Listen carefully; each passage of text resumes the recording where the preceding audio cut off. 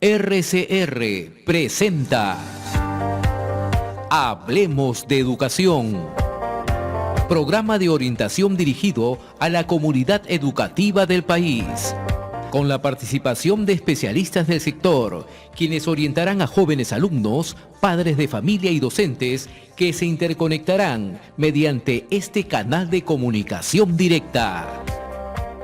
En los próximos minutos, hablemos de educación. Bien, bienvenidos queridos amigos a Hablemos de Educación. Gracias a Red de Comunicación Regional. El día de hoy vamos a seguir, obviamente, respetando la cuarentena, pero siempre hablando del tema educativo. Hoy ya tenemos un conversatorio con dos personas importantes, ¿no? Ya Guillermo Molinari, que es caserito en el programa, ¿no? Ha venido varias veces, pero viene varias veces porque tiene mucho que decir, creemos. Y después de Guillermo también está con nosotros hoy día Hernán Ocampo. Guillermo es consultor en educación, ha sido viceministro de educación, una vasta experiencia. Y por otro lado tenemos la juventud, ¿no? La juventud de Hernán Ocampo. Hernán es CEO de Búho Company, una empresa nueva, un emprendimiento nuevo. Hernán también es educador, pero también es empresario. Quería unir a los dos sectores, si quieren, ¿no? La experiencia pública, aunque Guillermo también ha estado en la experiencia privada, y Hernán en la empresa privada en el tema educativo. Bien, yo quería ponerlo primero en agenda a los dos con la situación de la educación. ¿Cómo ven la situación de la educación mundial primero, a nivel mundial? Tanto en el ámbito de la educación básica, superior, y en el caso, Hernán, también tuyo, mucho de la formación in company, la formación de consultoría, todo esto que se ha venido dando, y que parece que todo se ha parado, ¿no? Desde el COVID, y la gente no se está formando, parece que no hay la capacitación, pareciera que no es un mercado, no es una prioridad, es cierto, la mayoría de la prioridad es la salud. ¿Cómo analizan este escenario? Y después ya entraremos a nuestro país. Quien desea empezar, por favor, ¿te parece, Guillermo? Ya, perfecto. Bueno, en primer lugar, muy buenas tardes. Innegablemente que esta situación a nivel mundial ha llevado aproximadamente a que 1.500 millones de estudiantes en el mundo tengan ese proceso de aprendizaje y desarrollo. No es poca cantidad, es toda la población en el caso de la educación de la básica, pero también a niveles de la educación de la técnica y la educación superior. Y a muchos los ha encontrado pues desarmados, ¿no? Y a muchos países que no han estado preparados, peor todavía. Y en esa situación han habido diferentes tipos de reacciones. En términos generales, en todo el mundo, la mayoría paralizó las acciones educativas porque se consideraba que precisamente los centros educativos son en la práctica un medio donde el contagio se da con mayor probabilidad y probablemente esto podría ser llevado a cabo en los hogares y en los conjuntos y en las comunidades de las personas. Y entonces se tomó la decisión de suspender, ¿no? En algunos casos, y en otras de no iniciar procesos educativos. En Latinoamérica, esto ha afectado de manera diferente, entendiendo de que cada una de las naciones también las ha encontrado en diferentes niveles de preparación, ¿no? Probablemente la nación que mejor encontró en Sudamérica, en el caso de Sudamérica, ha sido Uruguay, ¿no? Pero Uruguay comenzó en el 2011 con todo un programa en el cual comenzó a hablar de una laptop por alumno. Hay que entender que Uruguay es una nación pequeña, con una población pequeña de la educación básica, no más de 650.000 estudiantes, y hoy en día pues cada uno de los estudiantes tiene un laptop, está ahí enganchado con el internet, y probablemente ha sido una de las naciones que menos les ha afectado. Otras han respondido con sus programas de teleeducación. Bueno, México, el mismo Colombia, ya lo ha tenido desde hace muchos años. Acá se ha intentado avanzar en el tema, pero lo que es real es que esto está impactando enormemente, ¿no?, en las poblaciones más desfavorecidas. Porque hay poblaciones que acá en el país no tienen acceso ni siquiera a una radio o a una televisión. No tienen acceso a la luz eléctrica.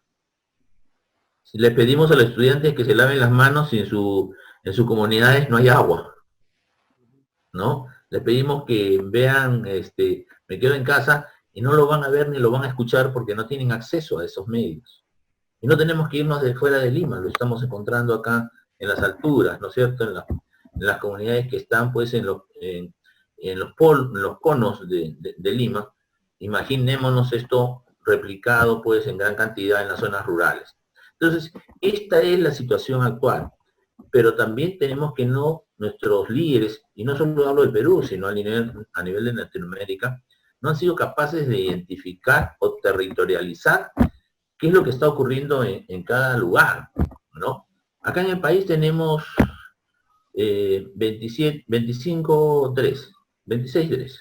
¿no? Direcciones Regionales de Educación. Y tenemos una cantidad importante de UGEL. ¿Alguno de ellos se ha preocupado en decir en mi UGEL qué distritos tienen mayor nivel de pandemia y cuáles tienen menos?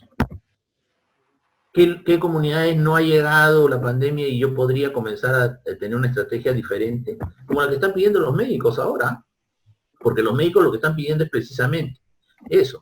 Pero en el sistema educativo hemos sido incapaces de articular un plan estratégico de intervención territorial e integral, pero además articulada e intersectorial. ¿Se dan cuenta? Entonces, esa parte no la ven lo que nos dije. Entonces, acá hay un gran problema entre la gestión del poder, ¿sí?, y la toma de decisiones. Claro, pero cuando no tienes algo articulado, cuando no tienes un plan estratégico, cuando no conoces tampoco de gestión, lo que haces es tomar acciones reactivas. Reaccionas. Claro, más pero no manejas. Es un estímulo de reacción, parece, ¿no? Más que todo, Sí. ¿no? Bueno, es acción-reacción. Entonces, a cada cosa, si me reclaman los padres, les saco una norma, ¿no es cierto? Los padres de los colegios privados. Pero si me reclaman lo de los colegios públicos, también les saco una norma o les saco alguna indicación para que no me reclamen mucho, ¿no? Porque los padres comenzaron de la escuela pública a reclamar porque ni siquiera habían llegado los cuadernos ni los textos desde el principio de año. Ni siquiera la escuela.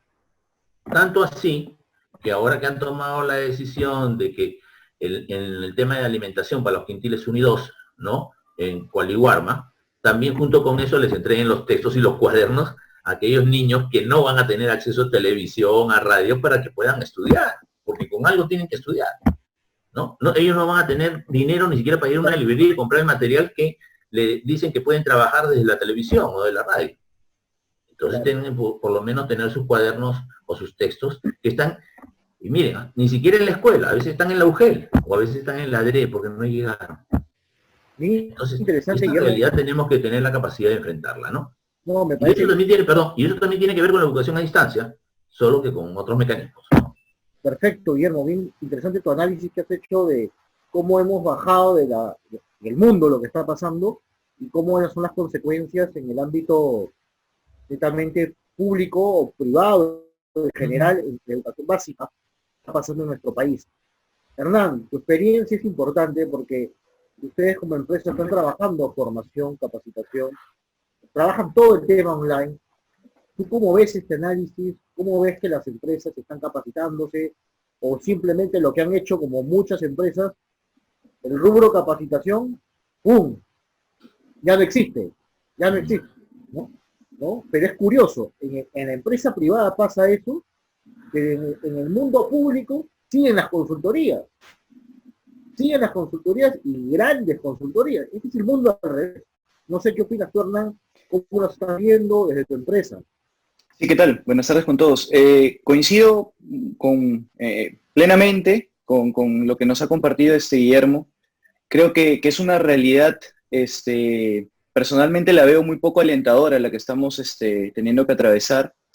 Es muy cierto, no hay una opción de querer justamente invertir en lo que significa capacitaciones. En el sector privado ha tocado, bueno, como también en el sector público, pero lo siento más porque estoy más involucrado en el sector privado. Los colegios privados han tenido que adaptarse de una manera vertiginosa, rápida, dura, no ha sido un golpe fuerte, para poder salir al paso en medio de toda esta situación.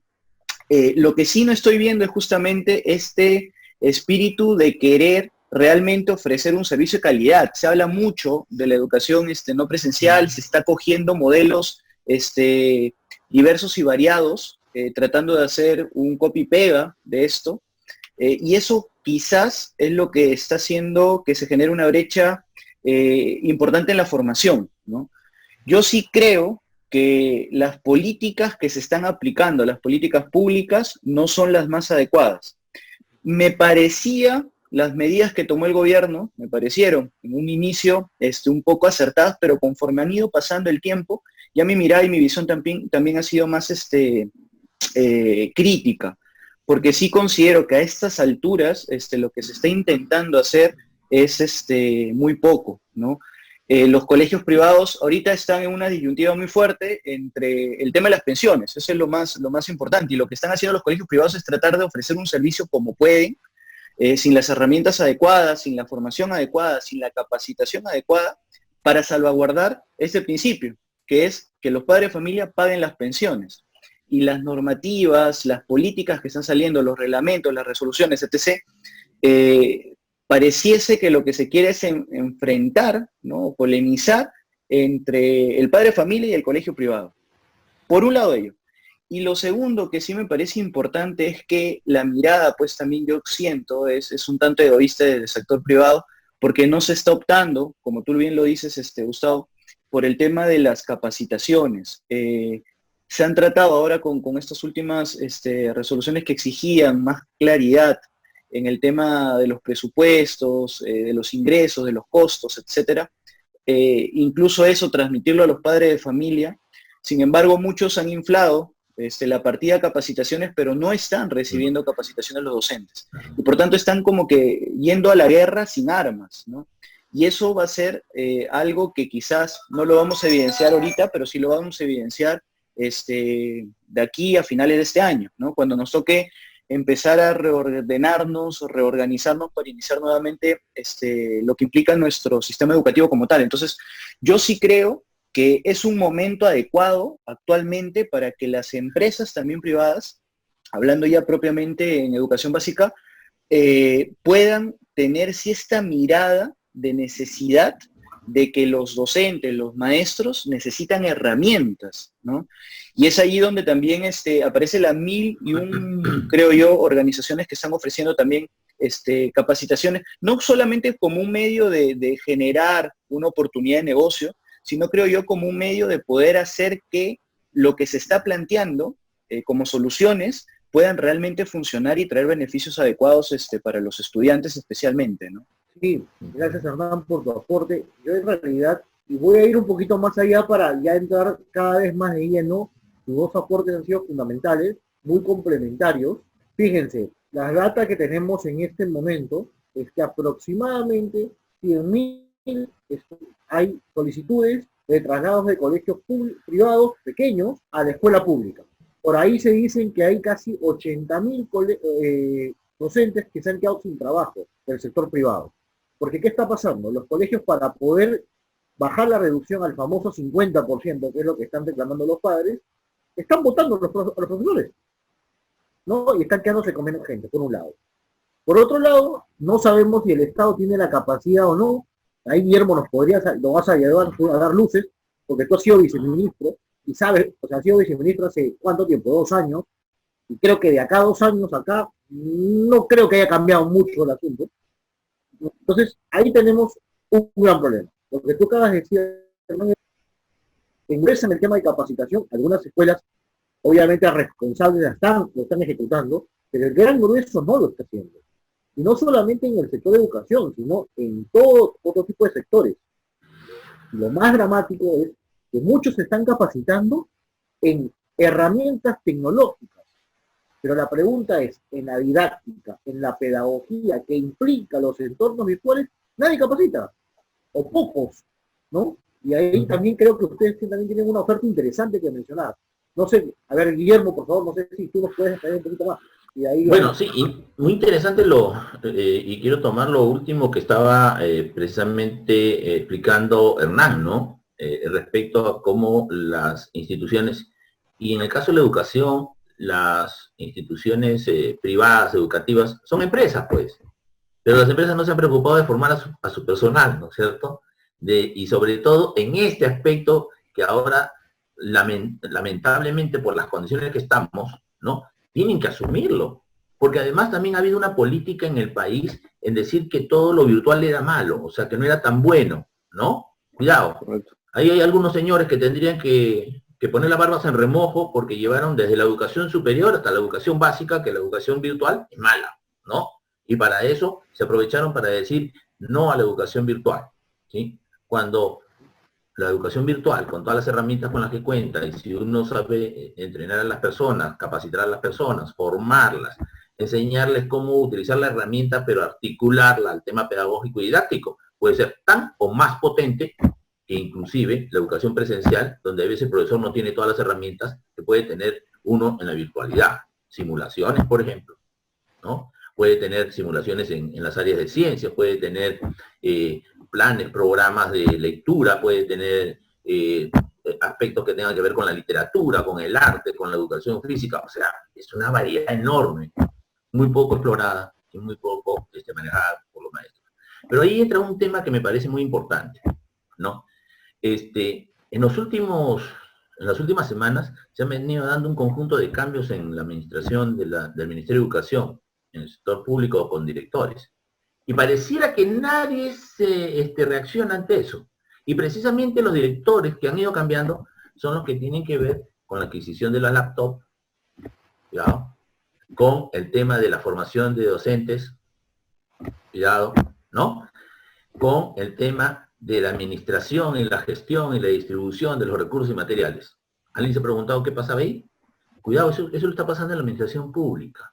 Pero nadie se ha preocupado de cómo capacitamos a los maestros, cómo los preparamos a los maestros de la administración pública para que ese servicio, que en el caso de la educación privada ha sido quejado por los padres por las pensiones, hasta que después han ido pasando al tema pedagógico, ¿no? Lo que recibe mi hijo no es lo suficiente. A mí no me parece que lo están educando bien a mi hijo. ¿Cómo me dan 40 minutos y yo tengo que pagar por 6 horas de clase, ¿no? Entonces, ahí hay todo un aspecto que creo que merece una profundización y un análisis, pero que además tiene que tener una respuesta. Porque nosotros no podemos quedarnos en la queja, ¿no? Tenemos que tener alternativas. Y alternativas que le permitan a los maestros, con todas las limitaciones que tienen, poder asumir un rol importante en continuar y no parar el proceso de aprendizaje de los estudiantes. La educación no se puede detener. El ser humano no deja de pensar. El ser humano no deja de idear, de parar el saber, el conocimiento, que finalmente le va a servir a él para desarrollar todas sus estructuras neuropsicológicas y que le van a servir para enfrentar la vida. Eso no podemos detenerlo y eso lo tienen que comprender los padres. Entonces, cuando el padre comprende que lo que necesita es un profesor bien formado y que pueda utilizar bien las herramientas, se va a dar cuenta de lo potente que puede ser frente a unas condiciones que nadie se esperó. Pero además, en este momento, yo he estado leyendo algunos documentos que me parecen importantes porque además hoy día he soltado un artículo. Nadie está preparando el futuro. ¿Alguien lo está preparando? ¿Alguien se ha preocupado de cómo vamos a tener preparado a ese maestro? Porque nadie sabe cuándo vamos a volver a clases presenciales, ¿ah?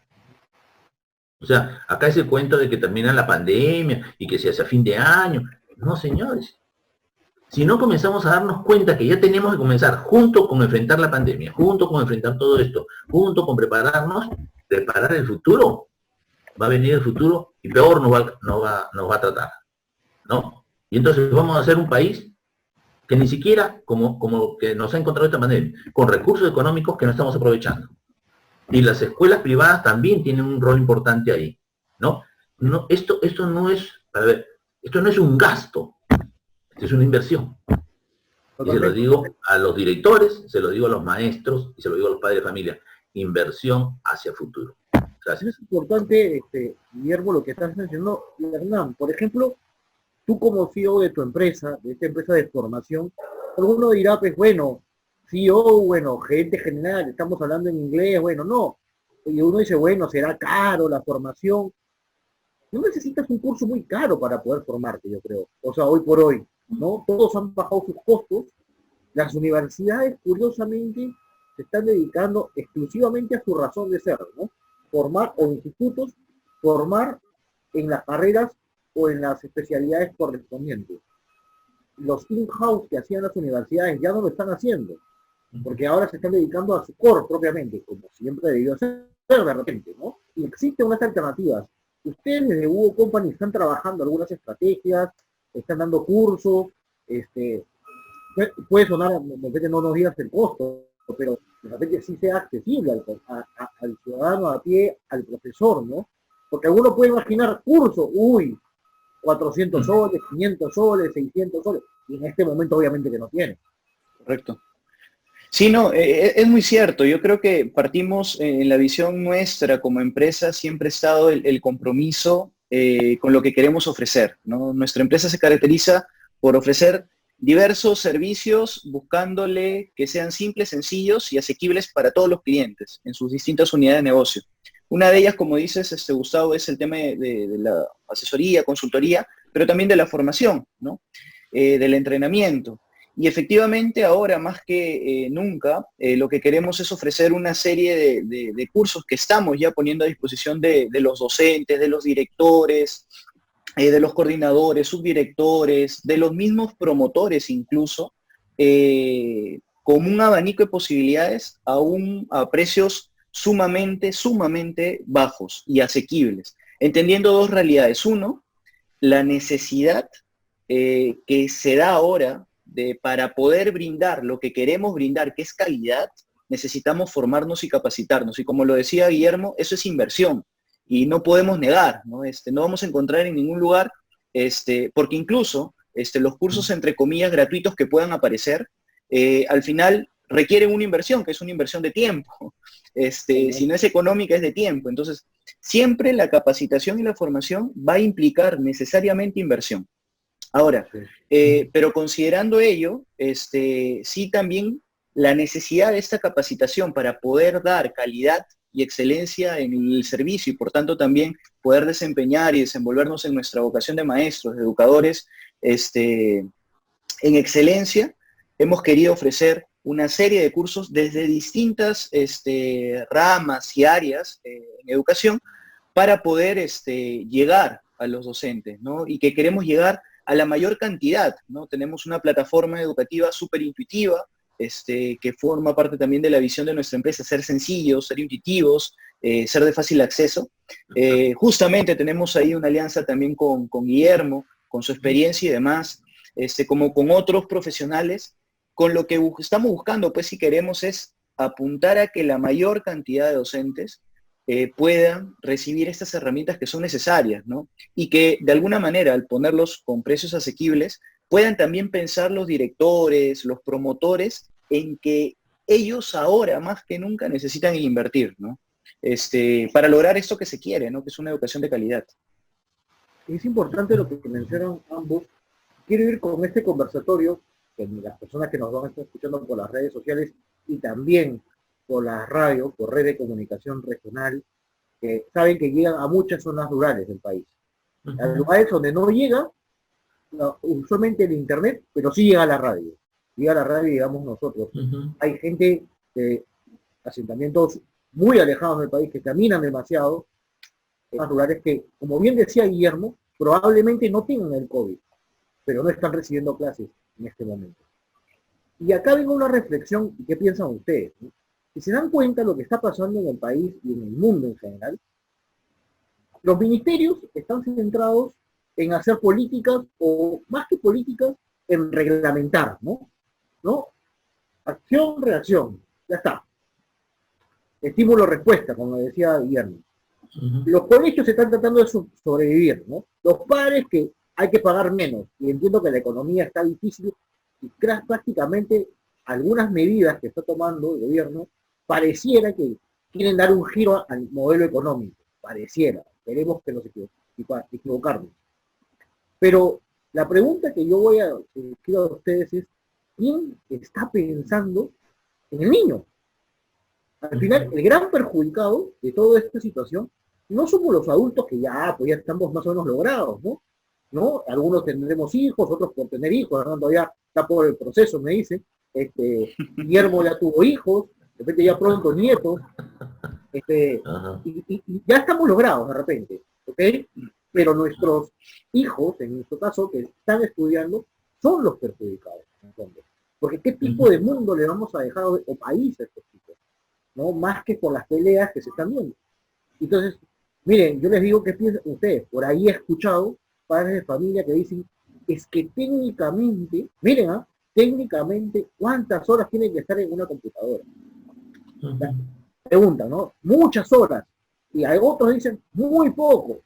Baja 50, no, bájame 20, no, bájame tanto, no te pago docente. Todos.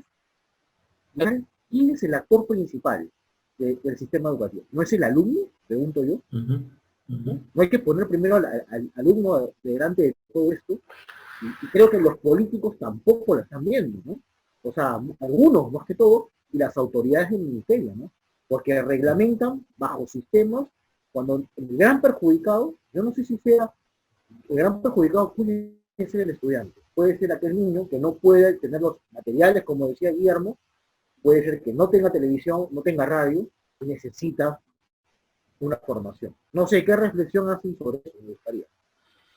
No, bueno, yo creo que tú has puesto el dedo en la llaga, Gustavo, cuando refieres, bueno, que lo principal y el fin último de todos estos procesos son los estudiantes, en el nivel que le corresponda, sea en la básica, sea en la superior técnica. Pero hablando de la básica, creo que ni siquiera el sector ha tenido la capacidad, a pesar de que la UNESCO, y la UNESCO tiene un gran impacto, por lo menos en el Minedu, siempre está muy unido y muy articulado en los trabajos que se hacen, ¿no? Y en la UNESCO se habla de identificar contenidos mínimos, ¿no es cierto?, que ayuden a desarrollar capacidades básicas y fundamentales que los alumnos requieran en adelante, utilizando los recursos tecnológicos con los que cuenten, ¿correcto? Y eso no, ni siquiera se ha hecho, porque semana a semana lo único que hace, se da un listado de contenidos o de temas que se van a tratar en Aprendo en Casa, o lo que deben trabajar los profesores, o los reajustes que tienen que hacer, pero no existe, no, por lo menos yo no he visto hasta ahora, que agarren el currículum y diga, señores, de todas las áreas, de todas las competencias, esto es lo que debemos trabajar de aquí hasta el final. ¿De acuerdo? No sé si sería tan importante evaluar, o por lo menos valorar, o hacer una evaluación formativa, más que una evaluación de seguimiento, una evaluación con notas. En algunos países han optado, en Uruguay han optado así, por la evaluación formativa. Al diablo el resto de evaluaciones, porque no puedes comparar, en este momento estás en un gran riesgo en este tema, ¿no es cierto? Y entonces lo que tú debes preocuparte es que ese niño tenga las horas suficientes, ni más ni menos, las suficientes frente a la tecnología, que le ayude a desarrollar esas competencias, esos saberes, esas capacidades que tú previamente has previsto, que son las necesarias para cuando se vaya restableciendo el sistema en manera presencial, que también va a ser diferente, el alumno esté en mejores condiciones y pueda, en ese proceso presencial, ir completando y complementando, y que la virtualidad se convierta en un complemento en ese momento. Ahora no, en este momento es lo fundamental. Es lo que tenemos a la mano y es lo que tenemos que mejorar. Y mejorarlo solo en tecnología, no. Tenemos que mejorarlo con una formación y capacitación de los maestros para que ellos puedan utilizar esa tecnología, esas herramientas, pero muy bien articuladas, con buenos diseños en la parte pedagógica y didáctica. Esa es la tarea que nos compete ahora. Y en esa tarea estamos con Hernán, estamos trabajando fuerte con algunos equipos, porque tú has dicho, ¿quién se preocupa de los chicos? Creo que muy pocas personas, ¿no? Muy pocas personas hemos salido a decir, oiga, no saquen a sus hijos a la calle, pues. Mis hijos son adultos, pero a mi nieta, prohibida de salir, hermano. Porque nadie se ha dado cuenta de las estadísticas en el mundo de cuántos niños y adolescentes han sido contagiados y cómo ha derivado en ellos la enfermedad con otras características, no la de los adultos. Entonces, si no aprendemos de lo que ya estamos viendo en el mundo, ¿no? Yo creo que hay gente que está tomando decisiones y que poco aprende de lo que está ocurriendo en el mundo, o por lo menos se sienta a ver la data, a analizarla, a profundizar sobre ella, para tomar mejores decisiones. Entonces, en educación, la mejor decisión que podemos tomar en estos momentos es enfrentar esto, prepararnos, capacitarnos, formarnos, acudir a aquello, porque tampoco se trata de formarse, oye, sí, vas a manejar este programa ya y tienes que aprender Excel, ¿no? PPT, no, eso no es. Se equivocan si por ahí van. Y muchos de los que están haciendo sus cursos van por ahí, ¿no? Correcto. ¿Cómo hacen el mejor PPT o cómo hace para grabar lo mejor posible tu clase frente a una pizarra, tratando de llevar lo presencial a lo virtual, así, con una grabación? O sea, como si te pusieran las cámaras y bueno, tú eres el actor. Eso no es Claro, así. claro. Correcto. No funciona así. Ajá. Sí, sí. Hernán, por favor, tú. Sí, no, coincido con lo que dice Guillermo y con lo que mencionabas, Gustavo, al inicio también. Hay un elemento que no estamos considerando. Sí, sí, si bien es cierto, en la cabeza, en el chip, lo he visto en el sector privado, muchos promotores, muchos directores, piensan que es copiar y pegar, ¿no? Todo lo que se está desarrollando, lo que se desarrollaba, ¿no?, en la educación presencial, pasarla a la educación no presencial, ¿no? Sin una previa articulación, ¿no? Ahí también creo que es un grave error desde el ministerio por la falta de claridad en los lineamientos, ¿no? Por un lado ello, pero por otro lado también que mucho de los promotores, directores, coordinadores, subdirectores empujan a que las capacitaciones solamente sean en la parte más técnica, ¿no? En las plataformas, que ahora que está de moda Zoom, justo leí un artículo en la mañana del CEO de Zoom, cómo su negocio en estos últimos años, ya siendo una plataforma internacional, venía haciéndolo y ahora pues muchísimo más. Y piensan que solo basta con eso, ¿no? Entonces, sí, yo creo que es muy cierto lo que dice Guillermo. Hay que atender también a que esta modalidad de educación no presencial, con recursos tecnológicos, requiere también estrategias adecuadas, una metodología, una didáctica especial, cosa que no se tenía, porque en las universidades, en las carreras de educación, los institutos pedagógicos, etcétera, no nos han formado para esto. Entonces, sí es importante que nos fijemos y que atendamos a que justamente podamos tener una metodología, una didáctica adecuada, ¿no?, y herramientas que respondan para poder gestionar estos entornos virtuales como se deben, ¿no? Entonces, justamente por ello nos hemos preocupado en no dar más de lo mismo, ¿no? No dar más que te capacitamos en Zoom, que te traemos las mejores plataformas, no, sino vamos a capacitarte en lo que se necesita: gestión, estrategia, didáctica, herramientas metodológicas, aterrizadas a tu contexto, ¿no? Y eso justamente es uno de los cursos que tenemos ahí como novedad también para muchos de los docentes, directores y promotores, ¿no? Es muy interesante lo que mencionas, Hernán. Y yo voy a, ya para cerrar parte de la discusión o el conversatorio que hemos tenido, porque tratamos de llevar ideas, sí criticando, pero también dar luces por dónde ir.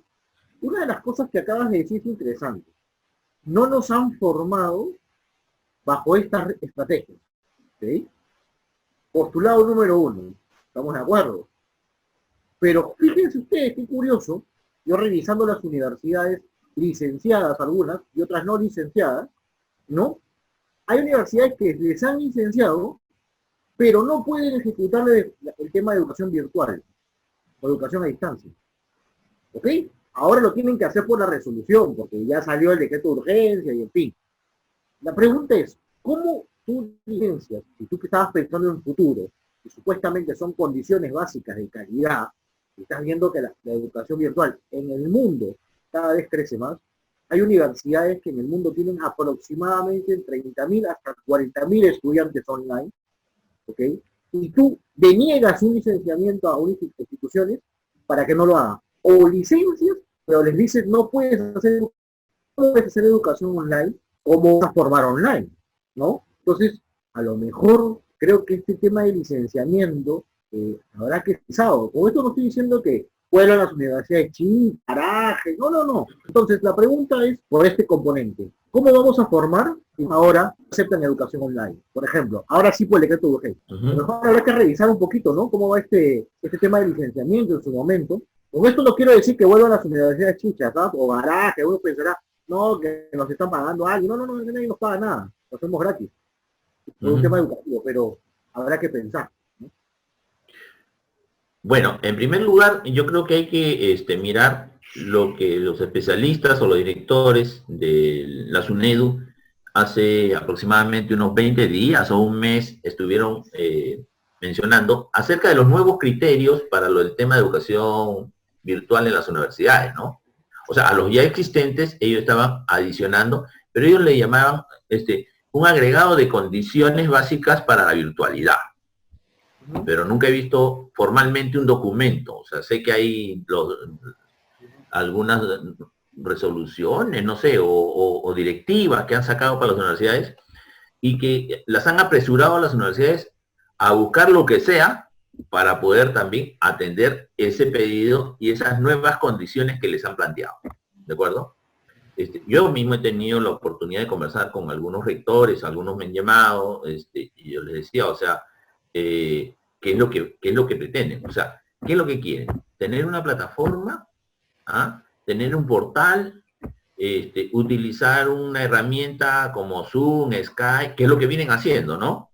Para poder lograr de que sus catedráticos, sus docentes, ¿no? Hasta en los institutos, porque ahora los institutos lo que han hecho y han tomado la decisión es que todas las clases que tengan que ver con prácticas se van para el final. Solo van a dictar lo virtual, ¿no? Aquello que se acomode.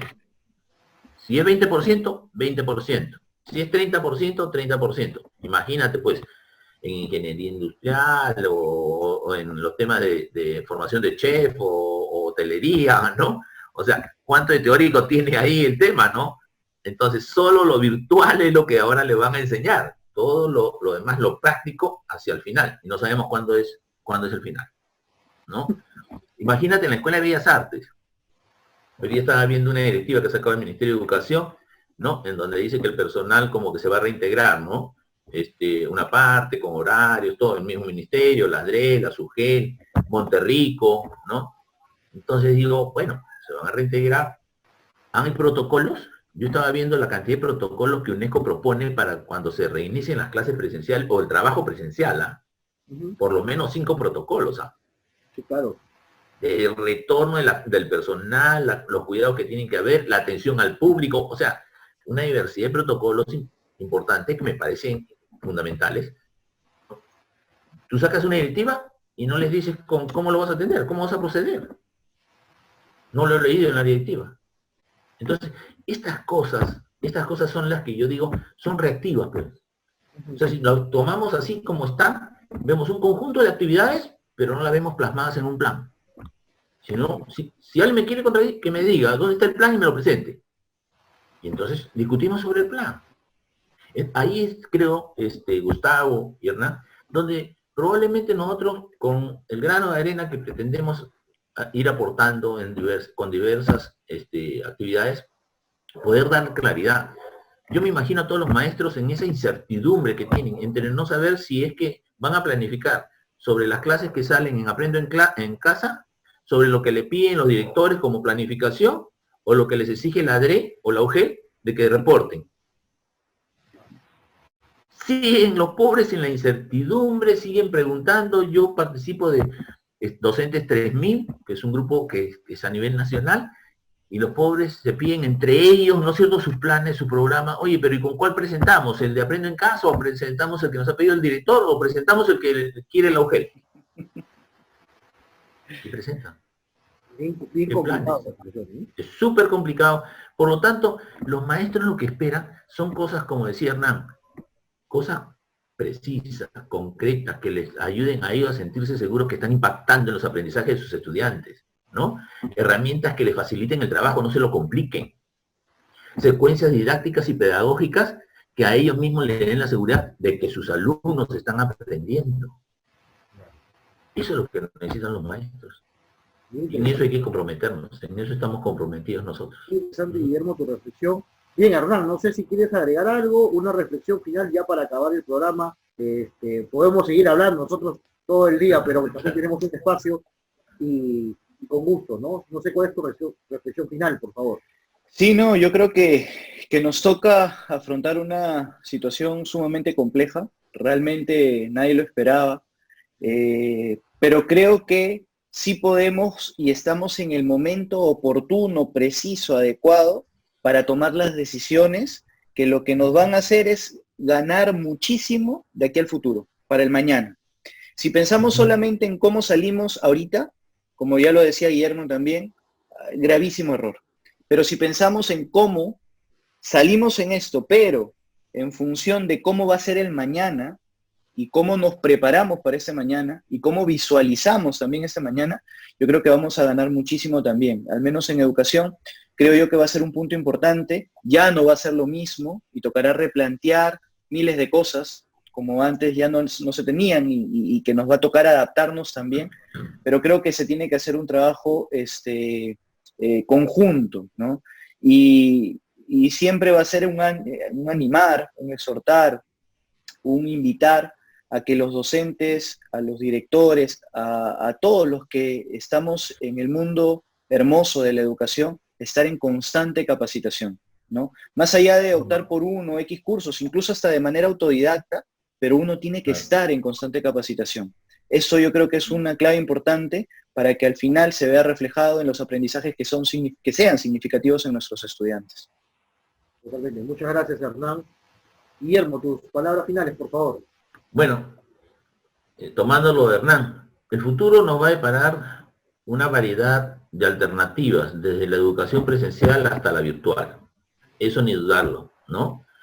Volver a tener clases o aulas con 30 alumnos, yo no lo veo de aquí hasta más del 2021, sinceramente.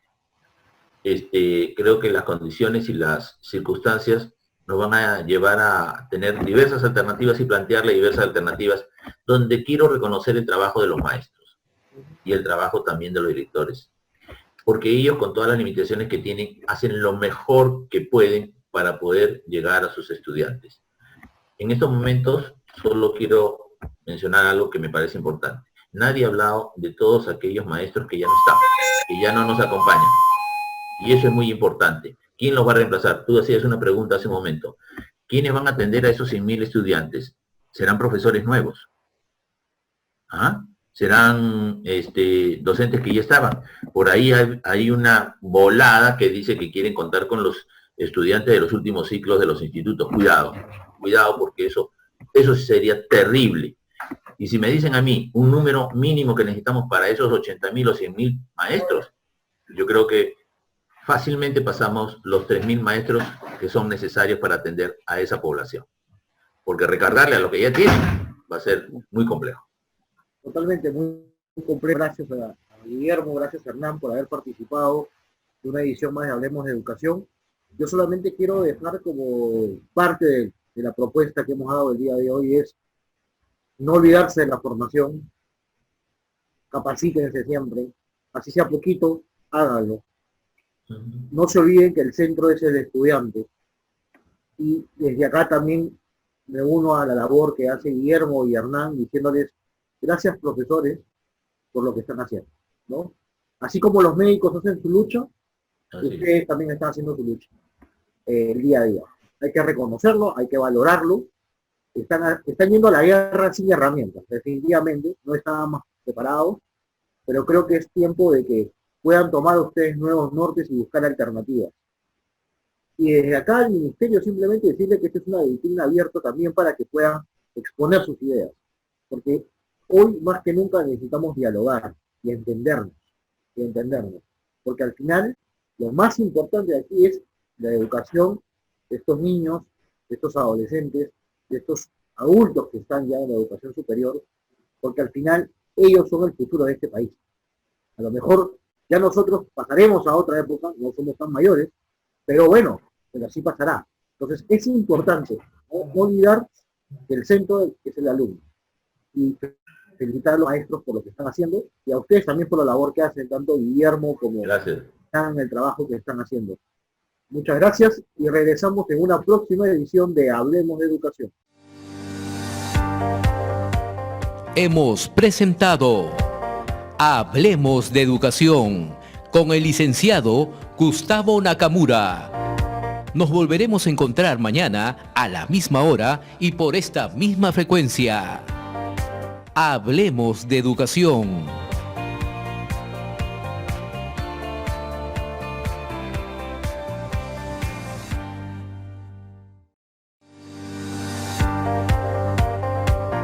Ya retornamos en Hablemos de Educación.